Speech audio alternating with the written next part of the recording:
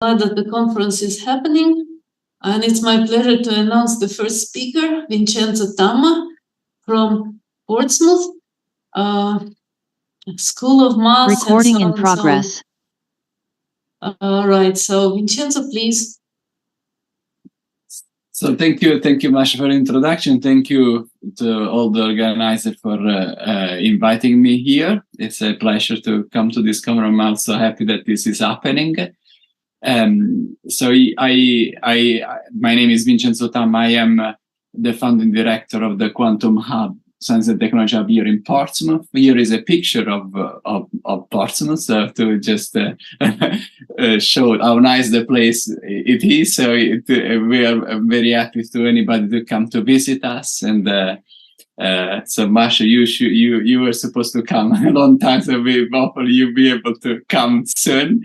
Anyway, my talk is ultimate quantum sensitivity and computational speed up by using multiphoton interference, and I will focus on the possibility of resolving how this is possible by resolving the photonic inner modes. So let's start. So basically, I will focus. My talk will be in two parts. In the first part, I will mostly focus on the physics of two-photon interference when we resolve, for example, the frequency or the time of detection of the photon. But this is actually quite general. It can be applied to any inner degree of freedom. And I'll show you how this aspect not only is interesting from the fundamental point of view, but can be used for enhancing quantum sensing for a range of application from nanoengineering to biological sample characterization. But also then I will switch gear and try to give you an understanding how this can be extended from the interference of two photons to an arbitrary number of photons, and how much the physics of enhanced sensitivity is connected with the quantum computational speed up, in particular in the context of boson sampling. So let's start with the physics. I mean, I'll go quite quickly, I guess, given that the fact that maybe most of the audience may be expert on these things. So, for example, if we have two photons here that are impinging on a beam splitter at different time, TB and TA, and our goal is to estimate the delay in time between the two photons. So you can think about that there is a reference photon at time TA, and the photon at time TB that goes to a sample, for a material sample, a biological sample. So we want to measure the delay. So this is quite interesting, and we want to do this through interference. So to remind you of the main physics of this that has been taught from us long time ago, and Glauber gained his Nobel Prize mainly on the work on the physics of two-photon interference. He rightly said that it's not the photon that interfere physically at the beam splitter, but is their probability amplitudes. And the probability amplitude can be defined equally well for an arbitrary number of photons. So this, in the case, these are two photons, so there are two photon amplitudes associated to the two possibilities for both photons of either being reflected or either being transmitted. So these amplitudes are the ones that interfere, not the photons themselves. And the interference between two photons has been already used from the very beginning, starting from the first two-photon interference experiment, for example, from the famous Ongo-Mandel experiment, to measure time delay. But a lot of work has been done even more recently to enhance the precision in estimation of the time delay, and is generally based on the measurement of the correlation between the two photons at the output of the beam splitter, but not resolving any degree of freedom of the photon. So what we measure is the probability for both photons, for one photon coming in one beam splitter and one photon coming in the other beam splitter, and these give us the famous dip, two-photon interference dip, as a function of the delay between the photon that we want to estimate. And you can see that the sensitivity, there is a sensitivity at the difference between the time of between the two photons, but you can see that the sensitivity here it goes it lost when the photons do not overlap them anymore. So we will go outside the dip, meaning we go outside the coherence time of the photon. And this is given by this overlap function that depends on how the wave packet of the photon overlap. And so this goes to 0 when the photon's delay goes beyond the coherence time. So the question is, can we actually be sensitive to the delay between the photon in a more general framework? And the best tool that we can use to understand that is to actually do a metrological analysis, and this is what we do with what we call quantum Fisher information. So we want to calculate the maximum information we can retrieve associated to the time delay between two photons, independently of the measure, for any possible measure that we can do. And we saw in this paper that is done with the at the time was my PhD student Danilo, and then also a project student Georgos working with us, that the quantum Fisher information, so the maximum information associated to the time delay between the two photons, is proportional to the square of the bandwidth of the photons. Or if you want to see, is the inverse of the square of the coherence time, right? And you can see this is independent now of delta t. So somehow the quantum Fisher information is telling us you can estimate the delay in time, but that's independent on the overlap. So the question that now arises, is there any technique that allows to do that? Because we have seen so far that with previous technique that are based on the standard Longo-Mandel interference, this is not possible. The sensitivity depends on the overlap. And so what we started to look at is to use a different technique where we now measure two photon interference by resolving the frequency of the two photons. And we basically so this is, I will just go very quickly on this, but because the next talk Danilo will go more into the details. But the main idea is to sample in the frequency of the two photon over the probability distribution of detecting the two photon in D1 and D2. So, but to understand that how it works, I can just remind you the basic physics. Since we are doing measurements in the frequency domain, it's useful to describe each single photons in the frequency-dependent probability amplitude. So here is a wave packet. You can see, a Gaussian wave packet, for example, where now the oscillation depends on the emission time, and the envelope depends on the central frequency. Okay, and so this wave packet now impinges on a beam splitter at an injection time ta that define the oscillation. And of course, the probability of detecting this wave packet, the probability amplitude of detecting the wave packet once it's reflected from the channel A to the channel X and detected at the detector here, is now a combination of the probability amplitude. This is UXA for the photon from going to A to X, associated to the beam splitter, right, to the reflectivity in the beam splitter, but also to the probability, to the part associated to the wave packet amplitude that I described before, right, for the photon with amplitude Ca detected with frequency omega x. So that's the square, the modulo square of this will give us the probability of detecting the photon A. When we look at the two photon, now we have two single photon amplitude in the configuration for both photon being reflected. And the product of these two single photon amplitude is nothing else than a two photon amplitude, a two photon amplitude associated with both reflection. And the same we can do for both transmission. So we have a coherent superposition of this two photon amplitude associated with the two path. And it's interesting because we can rewrite this coherent superposition in terms of a permanent, of a matrix where the elements are the single photon amplitude associated to the transition from the input to the output and the detection, here omega x, omega y, at the detector, so which frequency we detect. And the permanent is nothing else than the determinant with all plus signs. So you have the product, the diagonal plus the anti-diagonal. That is exactly the sum of the two photon amplitude. And this two photon amplitude, as I said, is the product of the part associated to the beam split and the part associated to the photon. So it's quite simple intuitive physics. And of course, the probability of detecting the two photons with frequency omega x, omega y, the probability rate, is nothing else than the modulo squared of this amplitude. That is now, since this is a superposition of two photon amplitude, of course, will contain interesting interference. And in the simple case of a beam splitter that is a 50-50 balanced beam splitter, when we substitute, each single photon amplitude for each single photons with a Gaussian envelope, is associated, for example, with a different time, TA and TB of the injection of the photons, and omega now describe the frequency that we observe. We simply obtain now the correlation function, so the probability rate of detecting the two photons is now beatings.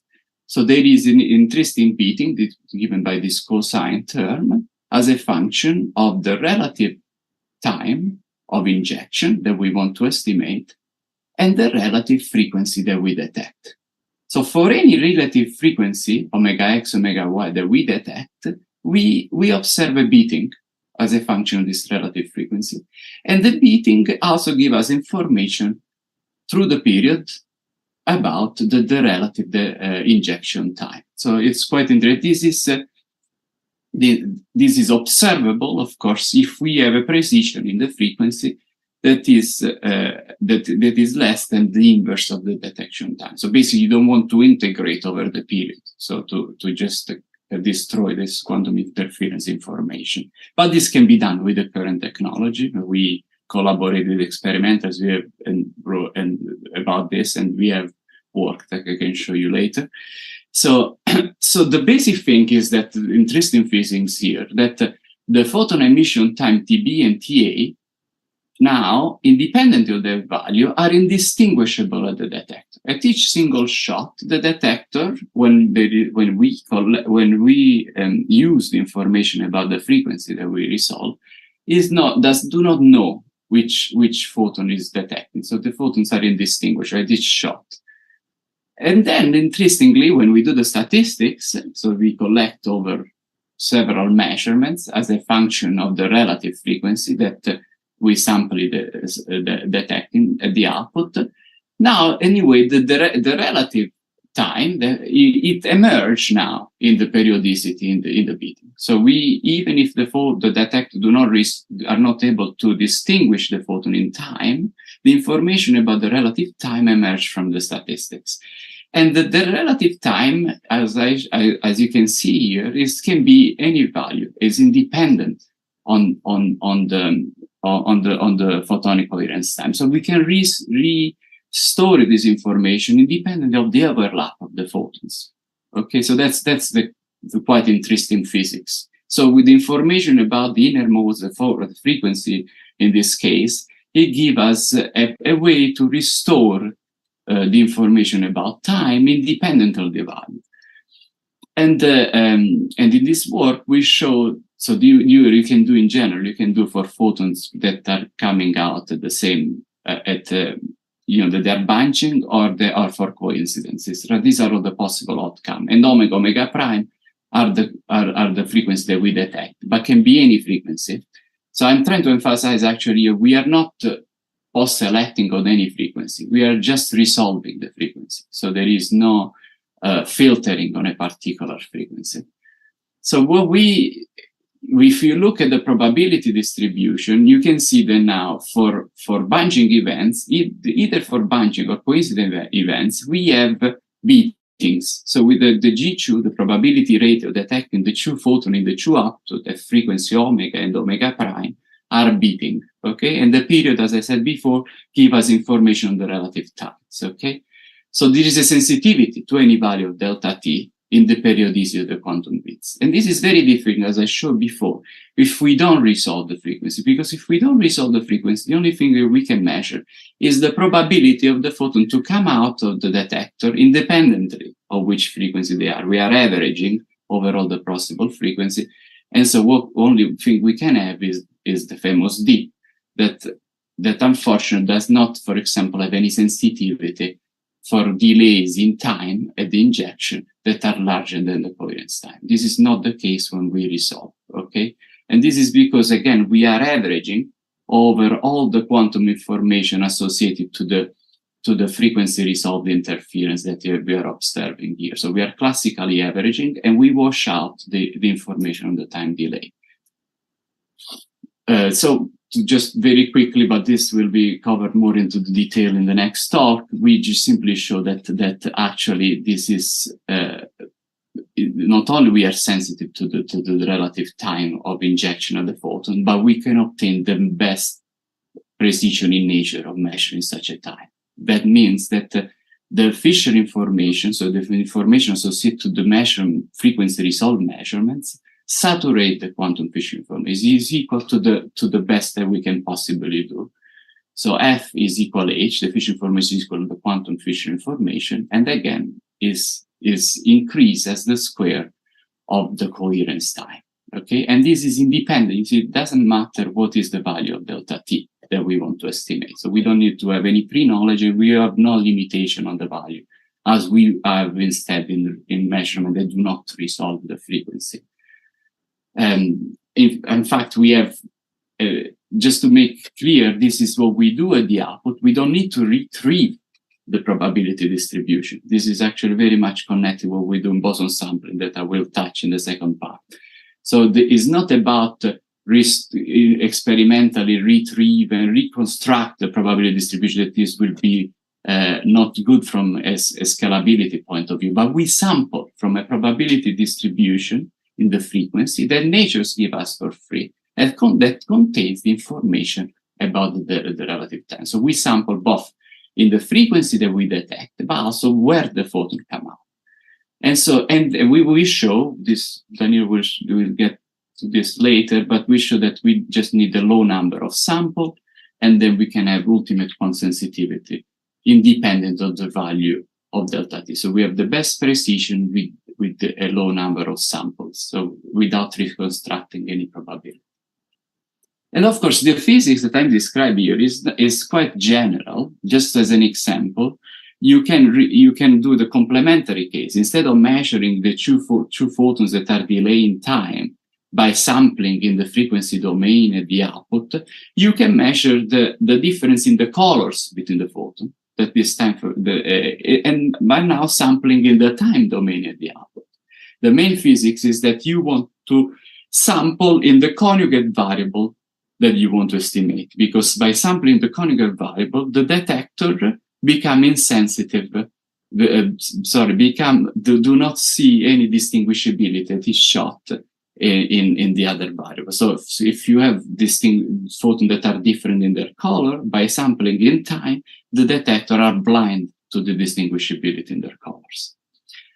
And so the same thing, I will not go into, it's quite simple and logical that what we said so far in the case of measuring time delay, it applies to measure frequency delay. When we now do time resolved sampling measurement, we achieve also in this case the best sensitivity in nature in measuring the difference of the color, and the sampling is efficient. You need a low number of samples.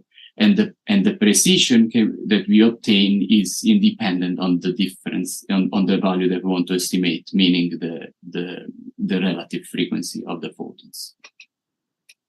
So this finished this a little bit the first part of my talk.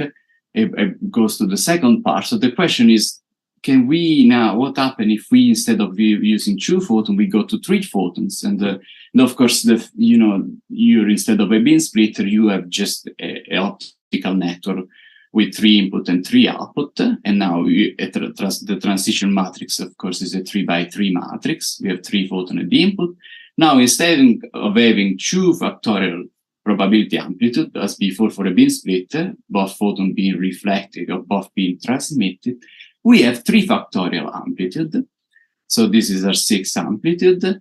And the physics is quite extend very interestingly to this case. So this is what another work I did with a PhD student time ago, where we show that actually if we have a 3 photon network with 3 photons, for example, again, that have different colors here, and we do sample in the time.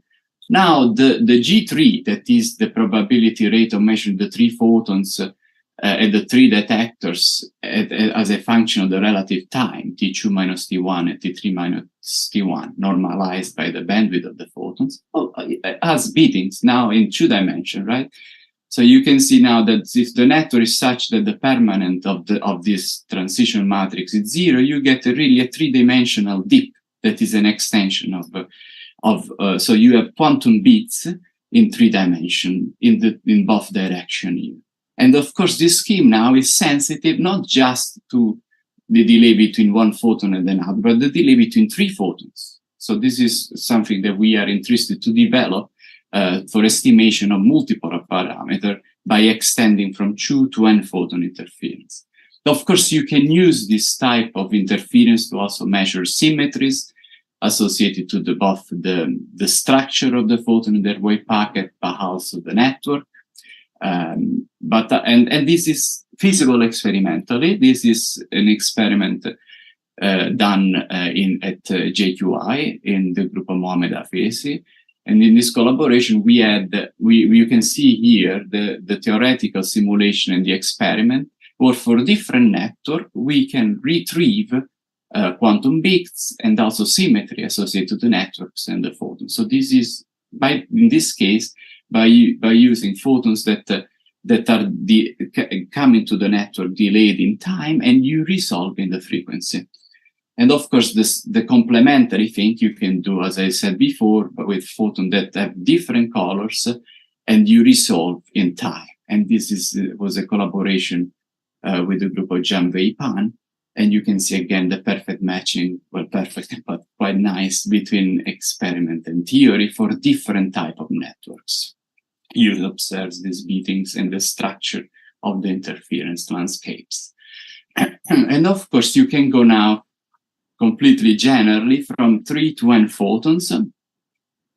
And so here you have a chip with arbitrary, with a given unitary matrix. You have n photon at the input, and you want to measure the probability rate of measuring this n photon at the output at n given different time Tn.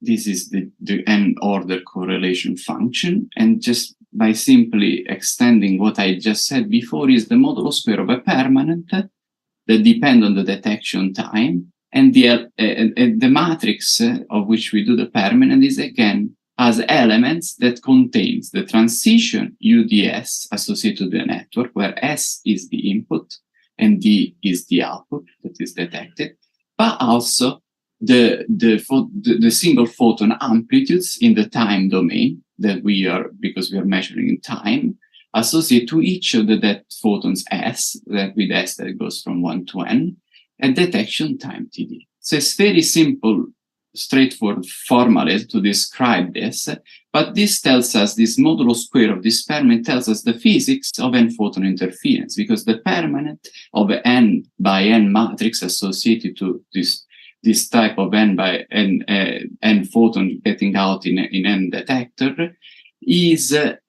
is given by the superposition of n photon amplitudes, n factorial n photon amplitudes. The permanent of n by n matrix is as n factorial terms. So then this brings us, okay, so we have now that at the same time our network is basically carrying out a lot of information in parallel.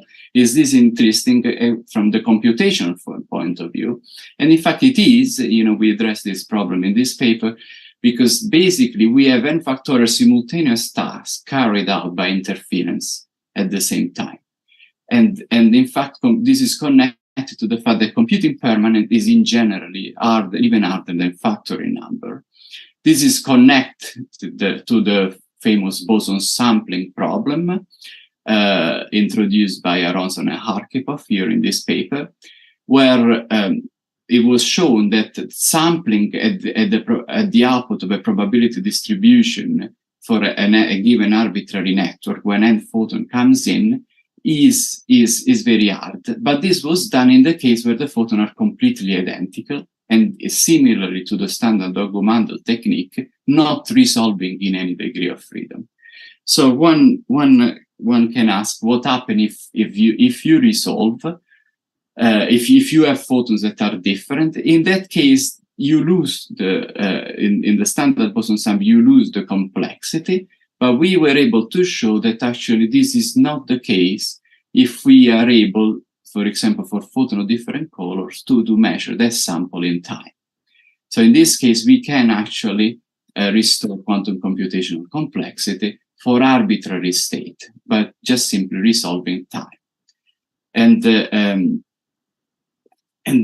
just as one of the final thing is that actually it's interesting because we can actually scale up even this technique by doing experiment where actually we do sample at the input of the network in time. So we don't have fixed time the photon come in. So we do multiplexing where we don't match the photon in time. So we don't need delay lines or switches to match the photon in time, but we sample in time at the input and we sample in the frequency in the output. And the problem we show is computationally hard, but it scales much better because you don't need to produce identical photons with the standard multiplexing technique. And this can be done also by sampling in the frequency domain with standard SPDC sources at the input of a network, and then the photon comes to the network, and then you sample in time, so the photon becomes indistinguishable at the output. But you don't filter either in time or the frequency. Again, you sample. You can also increase further the sensitivity by sampling in the number of photon with arbitrary number of photon at the input and the output. So this is a more recent work we did. We show that actually in this way we can have probability of generating sample that goes close to 1, even for non-perfect sources. And just since I think I'm running out of time, to conclude, the basic what I showed to you is that we can have and photon interference when you resolve the inner degree of freedoms is a powerful tool even for non-identical photons. So non-identical photons are not a problem. Actually, the difference in the structure are a resource from both a metrological point of view as well as from a computational point of view. So there is an intimate connection between quantum computational advantage and quantum enhancement. And there is a lot of work that can be done in this direction, and it would be nice to collaborate with any one of you interested. Thank you for your attention, and I also thank all my collaborators and sponsors for this, what make possible this work. Thank you. Thank you, Vincenzo. So, do we have questions? There is time for 1 or 2 questions. I have one question. Please. Thank you for your talk. Can we improve further quantum sensitivity by using polarization degree of freedom of the photon in your calculations? Okay. Yes, of course. So what I was trying to say, that the approach, the physics of what I described is valid for any degree of freedom. And of course, the more information you gather about your photons, the more you can enhance sensitivity as well as computation speed up. And it's quite interesting because actually there is, I see that Luca is one of my PhD students this year also in the call. We will have soon a paper where we show how we can have enhancement sensitivity measure polarization by using something that is connected with what I described before. So please email me if we can send you as soon as we have the paper. We can send it to you if you're interested. Thank you. So then there is a question from Sebastian. Thank you for your talk. I would like to ask you about this experiment that you resolved the frequency that you showed. Yes. That you have these nice patterns. So how this is resolved? Do you have spectrometers there? So you do that with the two photons, and there is no interferometer. Yes, no, that's a good question. So, well, I must say there is, Danilo, that is a postdoc working with me here in the hub, is key. Will go more in detail, because mostly is his work this on this technique. So, but relating to how do you measure this in the lab? There are several techniques. So there are actually now on. Marsha may also comment more on this. There is you can find also by single photon spectrometer. You can have either grating spectrometer using grating technique, or you can use, for example, dispersive fibers to match. And then time resolve detector to basically match the frequency in time, or you can just use grating. But the key thing is that you don't use a filter. You can do a proof of principle demonstration with filter, but you don't want the main idea here that you are sampling in the frequency domain. Does it make sense? Okay. Yeah, very, very good. Thanks. Okay, we have one question. If it is one more question, if it is fast, Dmitry, maybe you can ask quickly, and then we close the discussion. Dmitry? Hello? Okay.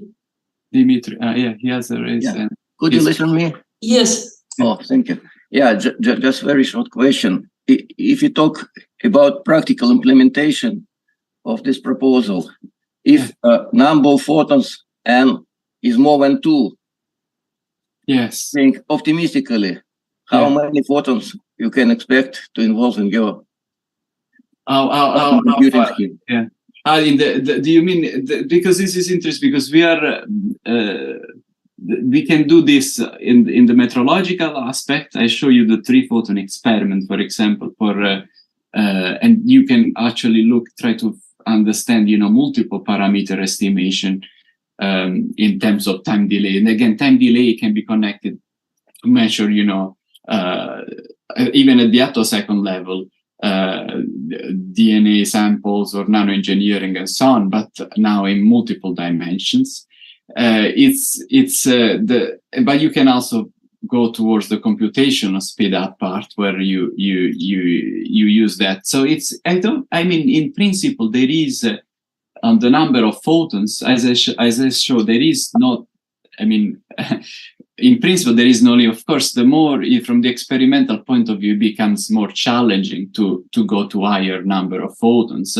But I show you before here that it doesn't go back. But anyway, you can scale up this technique.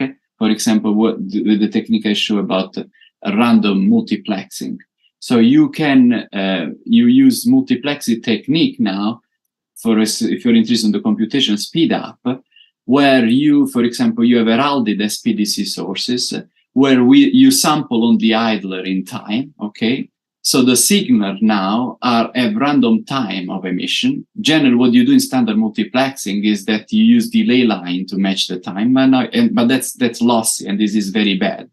But if you don't do that, and you inject the photons in the network, so you have an input sample in time, and then you sample in the frequency. Now the experiment becomes more scalable, because you are now increasing the probability of measuring generating single photons. So we show that there are different ways to scale up this. This is one way, what we call random inner mode multiplexing, and it's quite a neat way from the experimental point of view. Another way is also to consider also multi-photon emission. So don't put a bound on how many photons come in, but sample also in the number of photons that come into the network. And in both cases, we show that the problem is still computationally hard, because again, the key for computational hardness and metrological enhanced sensitivity stands in the ability to achieve multiphoton interference. That is independent, as a lot of people think, from the identicality of particle, but is dependent only on the distinguishability on M-photon amplitude. And when you gather information, sampling through the inner modes of the photon, that is retrieved. And that's the key physics that I think can open up different scenarios in quantum information metrology and computational speed up. Sorry, I've been Vincenzo, sorry, I think we have to finish here. Let's thank Vincenzo once again. And the next speaker is Danilo Trigiani. So please share your screen. I stopped. Yes, sorry, it took a little bit longer. No, I don't. But after fine. all, the second talk is from the same group, so probably some of the questions were already answered. Yeah. Yeah. So ultimate quantum sensitivity. Do you see? Yep. No, okay. But we see the editing mode. Yes. Yes. Now it's okay. Please. Okay. Okay. Perfect. Do you see? Okay, maybe we should close this. Fine. Okay. Good morning, everyone. My name is Danilo Trigiani, and I would like to thank, first of all, the organizer for giving me this opportunity, for giving this talk. I'm a research fellow at the University of Portsmouth. I work in the group with Vincenzo, that just had this talk. And I'm going to talk about how to actually achieve this ultimate quantum sensitivity in two-photon interference by employing an inner variable resolving approach. And so the first part of the talk, I'm gonna kind of very quickly introduce some of the concepts that also Vincenzo very kindly introduced before, and then I'm gonna go a bit more in the details of the results that we managed to find. So two-photon interference probably doesn't need a slide, an introduction slide, but so I'll be very brief. If two photons impinge on the two faces of the balance beam splitter, they will always exit out from the same output port. So if we put two bucket detectors at the output of the beam splitter, they will never click together, or they will always click separately. They always will never see a coincidence. And this happened because, as Vincenzo explained very well before, very clearly, that the two indistinguishable paths of the two photons, both reflected and both transmitted, they cancel out. And so the only events that we are able to see are the two bunching events. And this is a purely quantum effect of the single photon, which shows the quantum nature of single photons.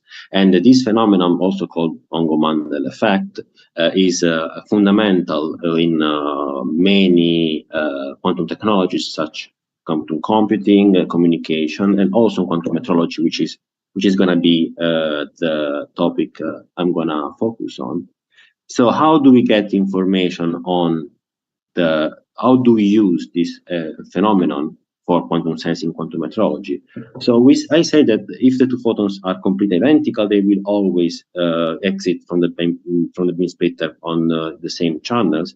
But if we introduce a certain degree of difference, a physical difference between the two photons, which might be a delay or a different polarizations or different frequencies, then we will start to see a non-vanishing coincidence rate.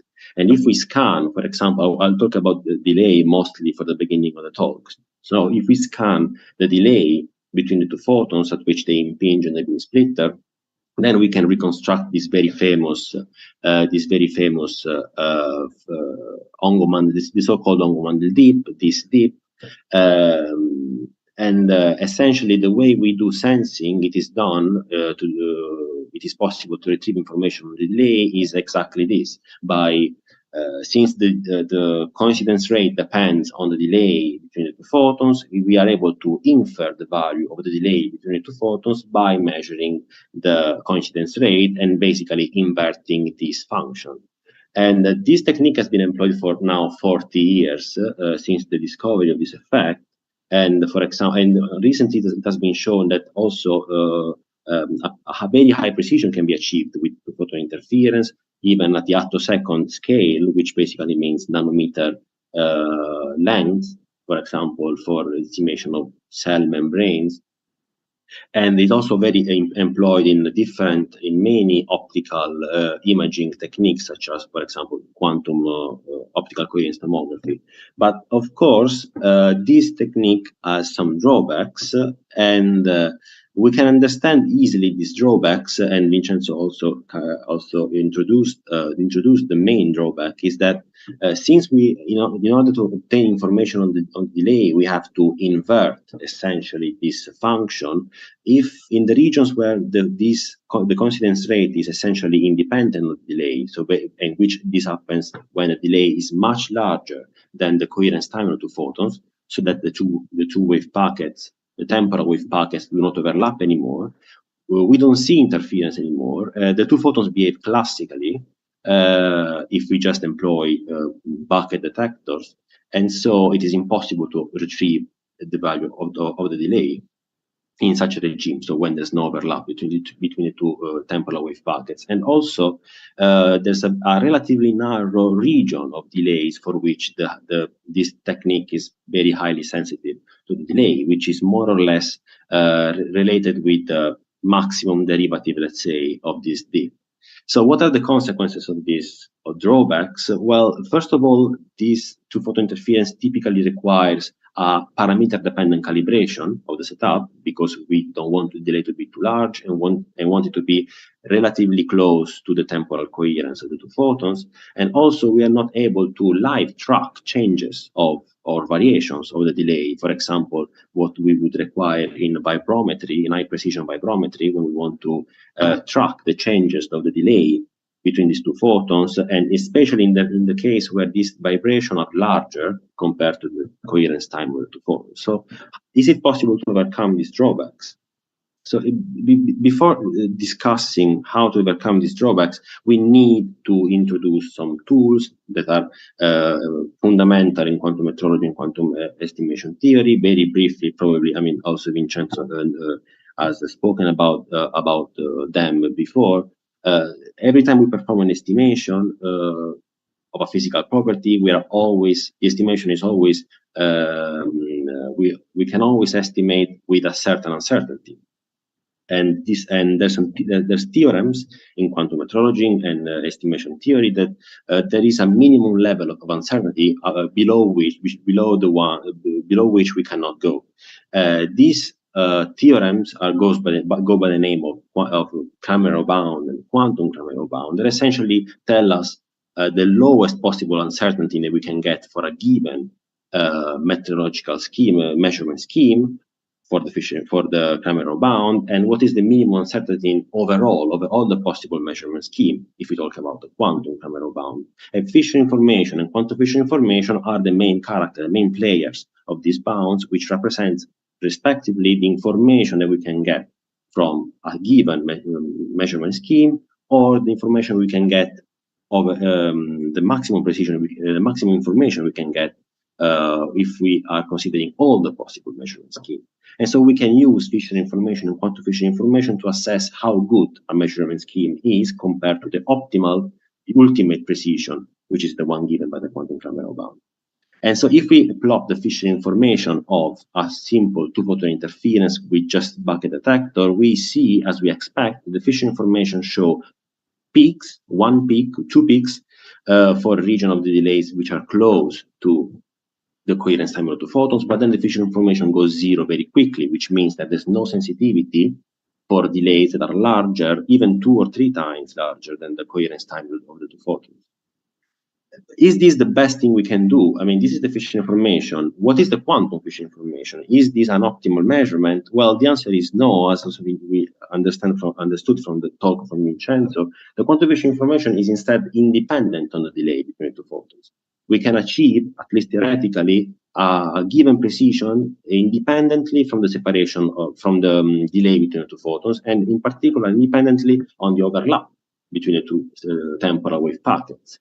And this is a behavior that we don't see in standard two-photon interference. And also the precision can be arbitrarily increased, at least in principle, by increasing the variance of the spectral distribution of the two photons. And we can easily understand this behavior because if we think about the duality between time and frequency. If we are employing spectra, photons with broader spectra, we are essentially considering photons that are more narrow in the time domain. And so they're more localized, and theoretically, they should give a better precision. And this is what we find from the quantum Fisher information here. But how can we achieve this quantum Fisher information? Is it possible to achieve this? And I'm probably repeating this for the third time in this talk. But again, the problem is the following: we want to estimate the difference between two photons, which can, for example, is their delay or their shift in frequencies, and so on. But to do so, we are using a measurement whose sensitivity decreases for when the distinguishability between the two photons increase. So a way to circumvent this limitation could be to employ a measurement scheme which instead is blind to this distinguishability, so that the two photons stay undistinguishable. We restore the interference between the visible interference between the two photons, and then we achieve ultimate precision. And although it might appear a bit counterintuitive, this kind of approach works, and this is what we show in a paper that also Vincenzo was talking about before, where we propose this measurement scheme, where we basically upgrade a two-photon interference experiment by employing detectors that are also able to resolve the frequencies of the two photons. And again, of course, since we are resolving the frequencies of the two photons, the detectors are completely blind to the temporal delay, to the temporal distinguishability, let's say, between the two photons, and we are able to observe interference and employ it optimally for the sensing applications. And yeah, applications of this technique ranges from imaging or sensing of nanostructure or nanomaterial surfaces, imaging on nanomaterial surfaces, and of course calibration free, because we saw at least the quantum Fisher information does not depend on the separation, on the delay between the two photons. So we do not need to calibrate our setup according to the value of the delay, and also high precision vibrometry, as I was saying before.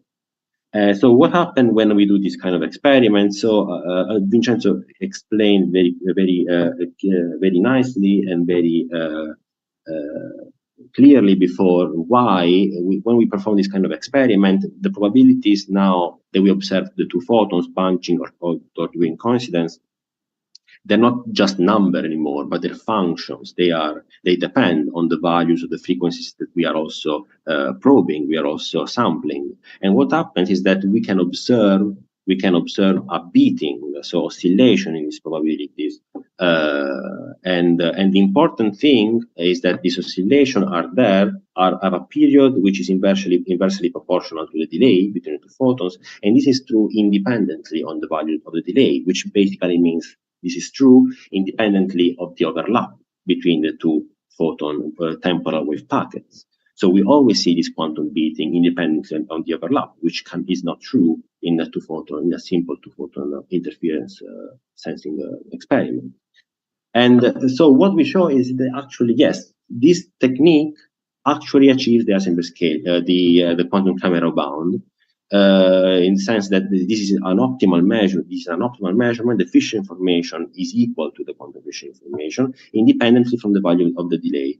And so we are able to estimate any value of the delay independently on the overlap, and with a precision which can be arbitrarily increased if we are able to increase arbitrarily the variance of the spectra of the two photons. And this is true also if we introduce a further degree of distinguishability between the two photons. For example, if the two photons have a different polarization, we still are able to measure, to sense delays much larger than the coherence time of the two photons with an arbitrary precision. And so in this sense, it is possible to harness completely with this technique the metrological potential of very narrow photons, narrow in the time domain, broad in the frequency domain, because we don't care anymore about the overlap between the two wave packets, essentially. And also we show in this paper that we perform some numerical simulations, some numerical analysis, and we show that it is actually possible to achieve the Fisher information. Now remember, the Kramer-Rao bound, the Fisher information, the Kramer-Rao bound are still bounds that must be achieved. It must be saturated by a given estimation, by a given estimator. Typically, the estimator that is known to saturate this bound is called the maximum likelihood estimator. And we are here comparing the maximum likelihood estimator between a non-resolving and a resolving technique, our resolving technique, and we show that we are able to achieve the Kramer-Rao bound with a decent number of pairs, and which is in this case less than 1,000, which is very few. And also we achieve the Kramer-Rao bound more quickly compared to the non-resolving technique.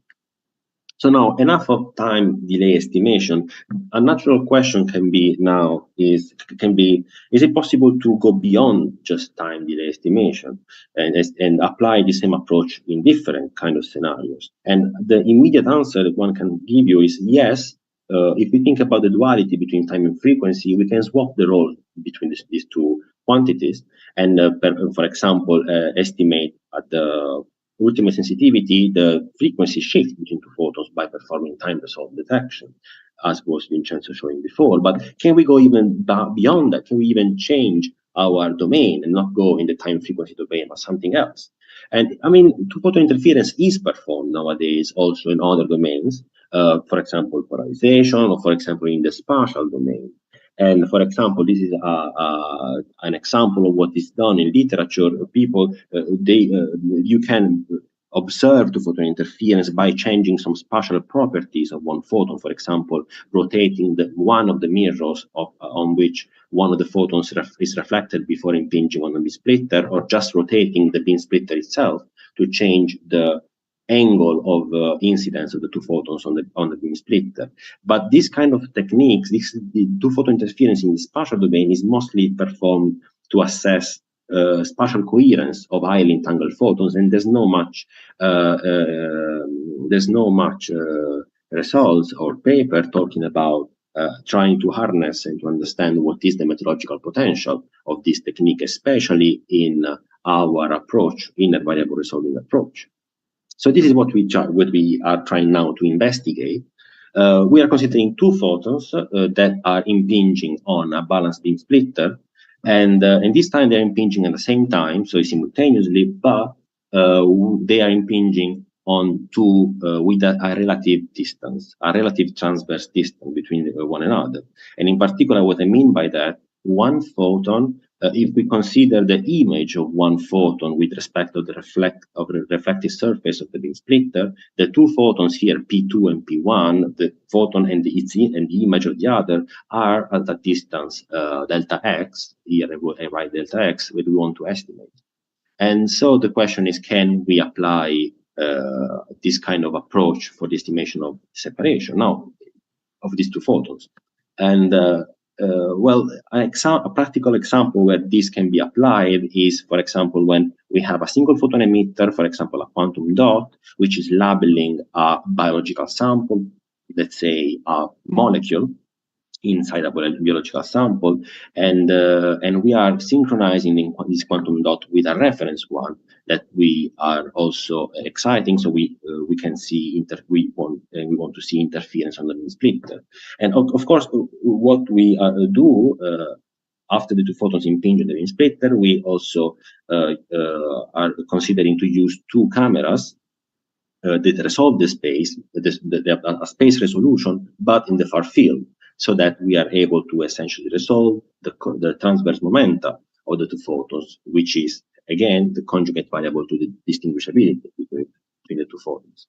And so application of such a technique, if this works, of course, application of this technique would be single molecule localization, not only localization, but also tracking while one molecule is for example, moving inside, or a cell, or a protein is moving inside the biological sample, and at a very high precision. And there's already techniques in literature which use a single photon emitter for high precision localization. So this is this is doable. This is science.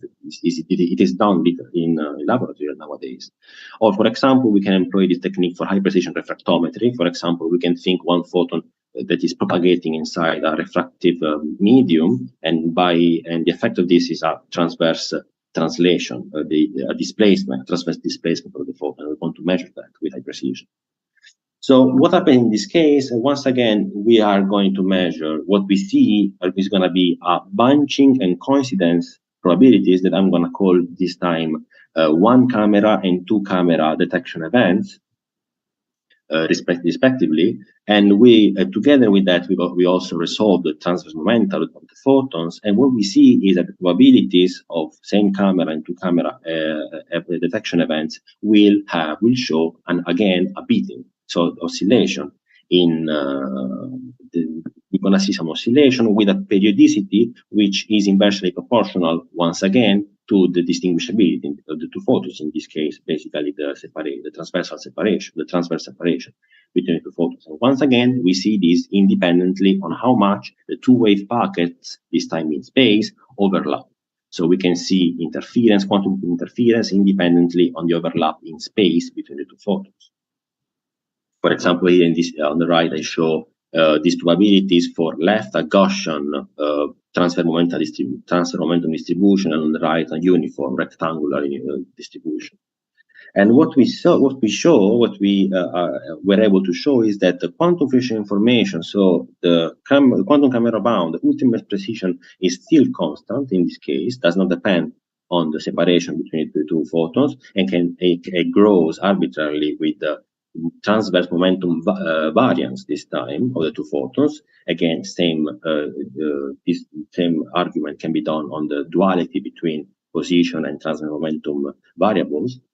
And what we show is that our technique with resolving the transverse momentum of the 2 photons actually is optimal in the sense that achieves the quantum camera bound. So we are able to estimate the separation between the 2 photons independently on how much they overlap, so how big is the separation, and also we are able to increase the precision arbitrarily if we are able to increase the variance of the 2 of the transverse momentum. So now an interesting analysis that can be done is the following. We show that the Fisher information in this scenario can be written as a sum of terms, and these terms are essentially, they represent the contributions to the Fisher information, so to the overall sensitivity given by each possible detection event that we can observe. For example, how much the event of observing K1, K2 transverse momenta and a same camera event contribute to the overall sensitivity. And the term is the one I show in this slide. It also presents some oscillation, a beating, and it is interesting to analyze this term to understand. And the reason it's interesting to analyze this term is to understand which possible outcome, which events are most informative regarding the separation of the 2 delays, and which events are instead not very informative, so can be neglected with a very small or even negligible loss of sensitivity. And this is important from experimental perspective because, of course, experimentally we will always have limitations on our apparatus, and so if we know that some events are not that important to be measured, it's good to know from an experimental point of view. And so one thing we noticed by looking at this expression is that there's an envelope, and this envelope of this term depends on the distribution, on the transverse momentum distribution of the 2 photons. And so if these distributions are localized, are regular, let's say, they don't have a heavy tails, for example, they are exponential, or they have a finite support, so they're Gaussian distributions or rectangular distributions, then the contribution given by transfer momenta, very, very large transfer momenta, are negligible. And this is interesting because to measure very large transfer momenta, we would need large cameras. And we are showing here that they are not necessary. We just need to measure up to 2 or 3 units of the standard deviation of the transfer momenta distribution. And also, we are showing, we can see that this envelope does not depend on separation, which means that we don't have to pick the size of the camera according to the separation, the unknown separation we want to measure, but is fixed and is given only by the width and how wide is the transverse momental distribution. Another interesting question that we can answer is understanding between the two camera and single camera events, which one are the most informative, if one of them is more informative or they're informative in the same way. And in order to do so, we can just sum over all the possible contribution of all the possible transverse momenta and just having two terms, each one representing the overall contribution of all the possible two camera events and all the possible single camera events. And these terms, it typically depends on the separation and depends also on the shape of the distribution, of the transfer momental distribution. But there's some interesting universal qualities that these two terms have, the overall contribution of two camera and single camera events. And in particular, we see that for small separation, most of the contribution arises from the coincidence events, so the two camera events. And on the other hand, in the large separation regime, the two contributions are basically equal. So the contributions from two camera and single camera are essentially the same. And this is interesting because, for example, this means that we can neglect, for example, entirely the two camera events or the single camera events in the regime of large separation, and at the price of only halving our Fisher information, which is just a reduction of 1 over square root of 2 on the precision. So we can decide if it's experimentally necessary, we can decide to do that. I'll finish very quickly by introducing another complication, which is the possibility to have a further degree of distinguishability between the two photons, given, for example, by different polarization, or probably most interesting from an experimental perspective, if the two photons are not exactly synchronized, so they don't arrive at exactly the same time of arrival. Now, of course, this further distinguishability will reduce the visibility of the interference and will reduce the visibility of the beating. We can see here in this oscillating term, there's a term multiplying this oscillation, which is nu. Essentially, this nu represents the probability that two photons are detected in the same optical mode, so they're actually indistinguishable.